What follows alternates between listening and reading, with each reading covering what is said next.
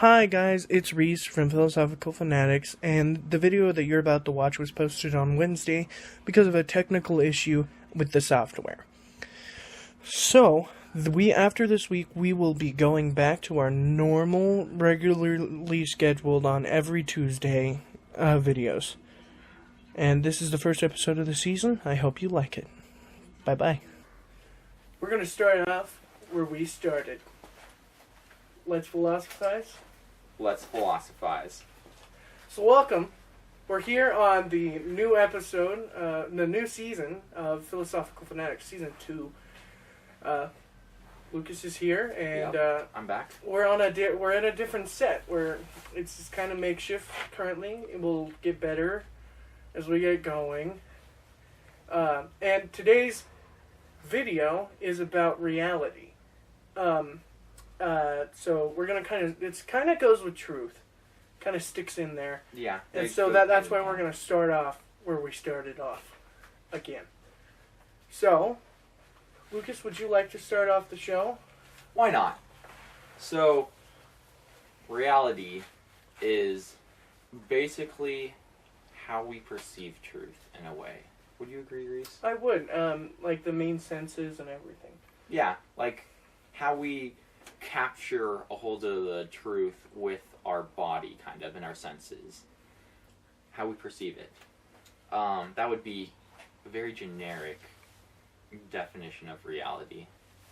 But obviously, just like with truth, there are different views about what reality is. Like, does reality even exist? Can we even, take in the truth with our body? What do you think about that, Reese?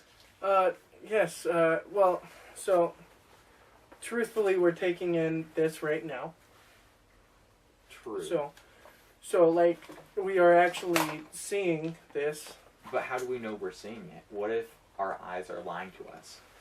See, now that's the thing, because optical illusions, correct?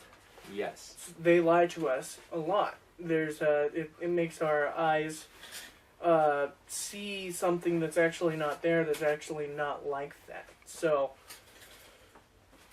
and what if, by chance, our eyes were programmed with some kind of microchip in it, so that it makes us see the wrong things?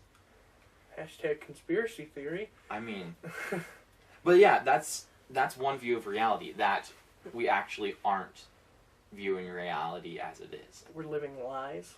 Basically, that's one view, I think, of reality. What would it be called? I think it's called relativism? Something along those lines. Maybe not. Don't quote me on that. So, while I was doing my research, I decided to find out what the Webster Dictionary says. What the definition of reality is. And it said it's the quality of being real. But see, that's when you get down to words that you can't give a definition for, because what is being real? Abstract concepts.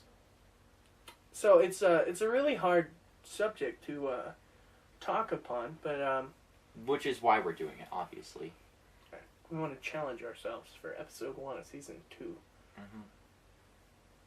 But these things which are hard to explain, which you can't exactly see, are metaphysical entities. Metaphysical being over the physical. So we have surpassed what is physical, what we can see, like Reese's phone or my body, and we have gone over that part and are looking deeper into what is unseen. Like the abstract concept of reality. Can you really see reality? It's a concept out there, and you know that it exists, but you can't actually see it in bodily form, yet you know it still exists. Like love. Most people believe it exists. And the fact that they even have a name for it is kind of proof that it should exist. You know what I mean? Yes, I do, Lucas. also, what I found was it was like we can't say anything is real because even our senses can lie to us, like we were talking about with the optical illusion with the eyes and everything. Same with touch. You could act like you're feeling a leaf right here. That don't feel like a leaf. That's a plastic. Yeah. It's fake. It's not synthetic. So our eyes are deceiving our minds. touch. Yeah, our mind with the touch, like with the nervous system and everything. One more thing, though, about reality is that even though it is difficult to prove, it's one person named Rene Descartes, or I don't know his first name, Descartes. Descartes said, I think, therefore I exist. Which means the fact that I think and can possess, well, not possess knowledge, but the fact that I can think and process means that I exist. So that proves one part of reality. What you think about might not be real, or what reality is, but we do know from that statement that there must be a reality and we must exist in it. Maybe not as what we think we are, like not as human, not as what we would perceive that we are, but we do know that we must exist because we think and process, and for us to think and process, there must be something behind us. Well, now, what would you say about, because of course technology, they Yes. have processors in them. They think about the task that you're being given. Yeah. Like that you're giving it. What about like this table? It doesn't know, doesn't think, doesn't process that it's being a table. It just is a table. Yeah. What do you mean by that?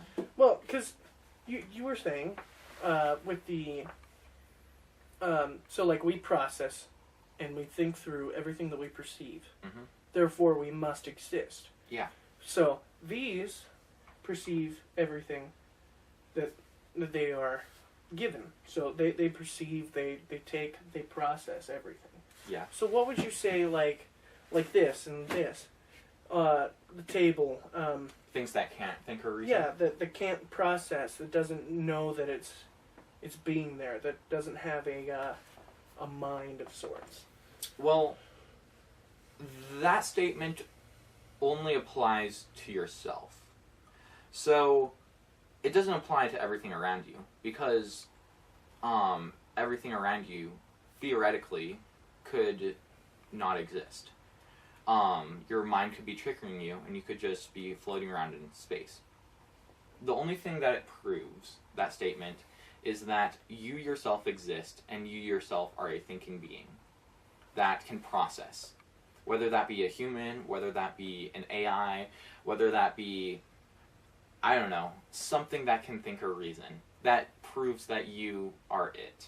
That you are something that thinks and has reasons. It doesn't say that other things around you exist and think and reason. It just says that you think and reason. Interesting. Let me ask you this. What do you think is real? What do you think is reality? Well, you know, the more I think, the more my idea changes, and it's like every time I actually think through the what reality is, it changes what I perceive of reality, because you know it's things that you physically come in contact with, but mentally coming in contact with things is reality too, because right now we have to think through this, and this is actually reality. So it's almost as though different realities are combining together. Your Correct. physical reality, your mental reality, your emotional reality, your social reality, your spiritual reality, all of them coming together to make what you perceive to be reality. Kind of what your worldview is, kind of in a way. Yes. Not exactly the same, but similar to some extent. Lucas, give me what you think reality is. Well, I think reality is like what Reese said. There are different things which contribute to reality, making reality more complex than it initially seems to be. But I also think that... Whoa. I literally just hit I don't know. I was just thinking through everything, and I just hit what do you call it? A light bulb. Epiphany, yeah. A light bulb. So, it's... Everything that is reality, is stuff that you can comprehend. I'm going to disagree with that. Not everything that is reality is comprehensible. I think. Because infinity. Would you say that that is real? That is a real concept. But it is incomprehensible. But see, it's still a concept, so it's not been proven. So therefore it's incomprehensible and it's not proven. So, but it's still, the idea itself is still real, correct? And it exists in reality. So it would be part of the metaphysical reality of concepts.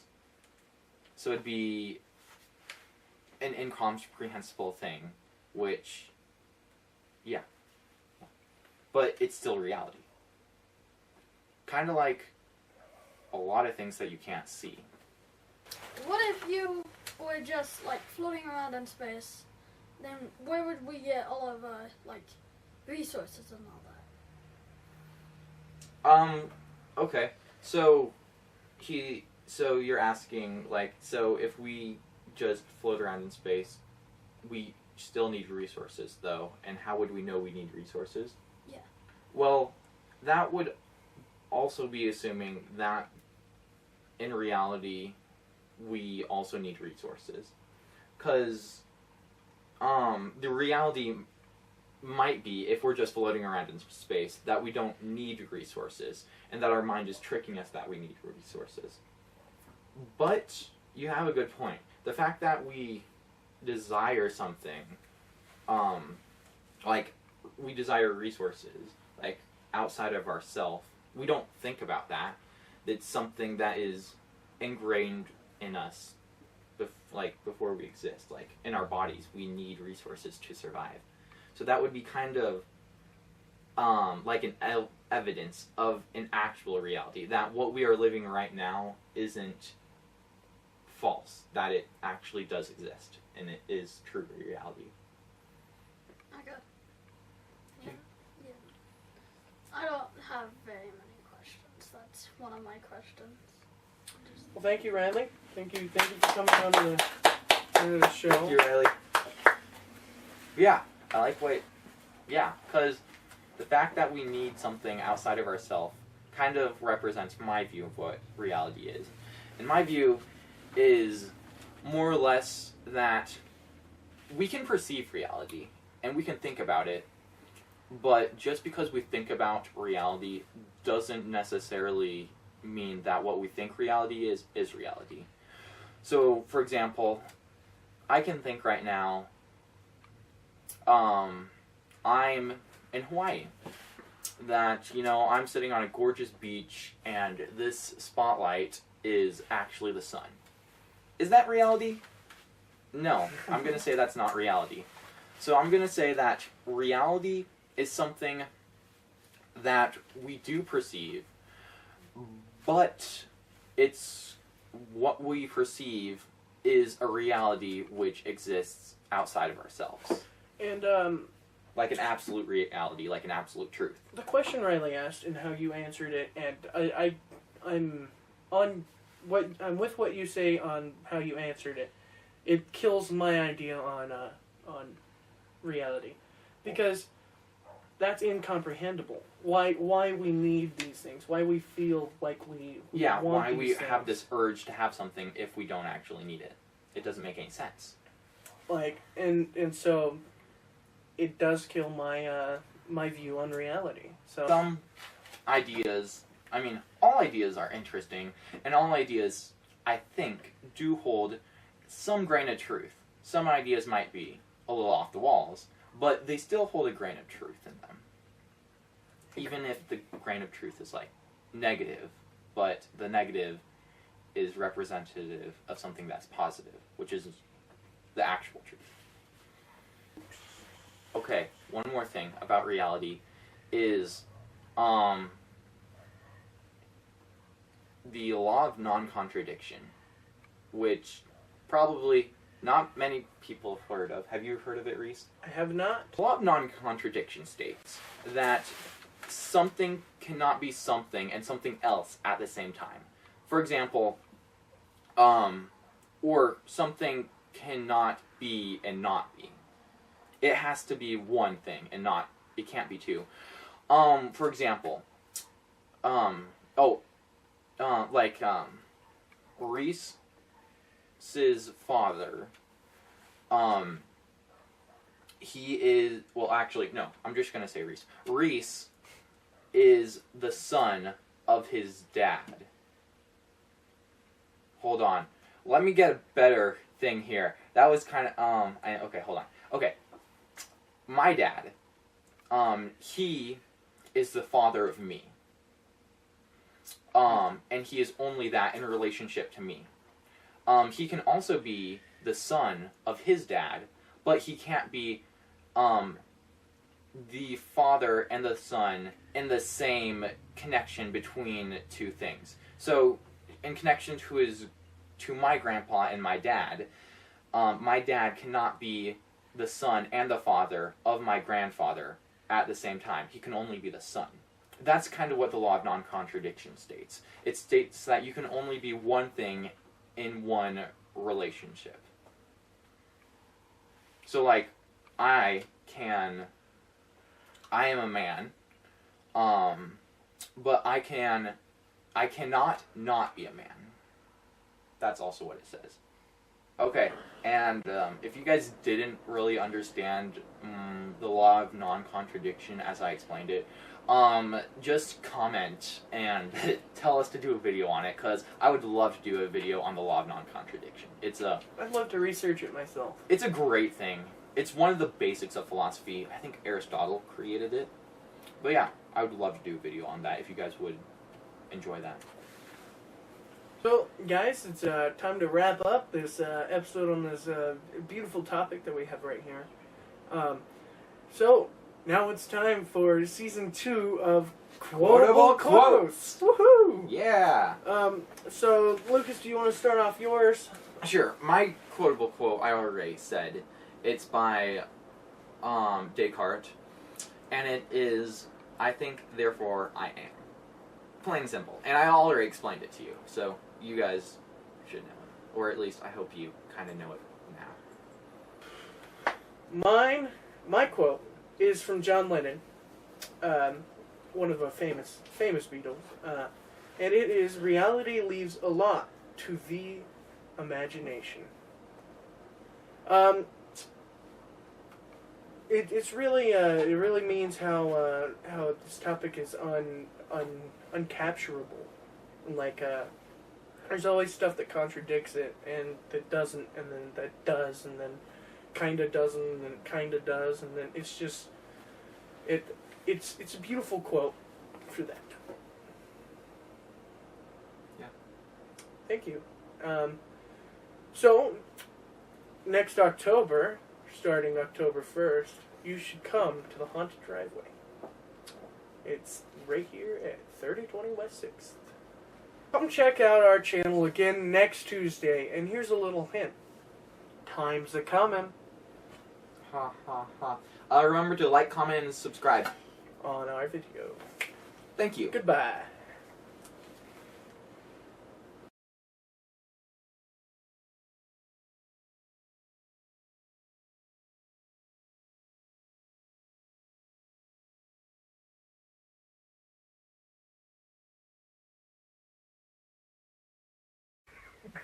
What? So it's got my grandma's account on there. Oh.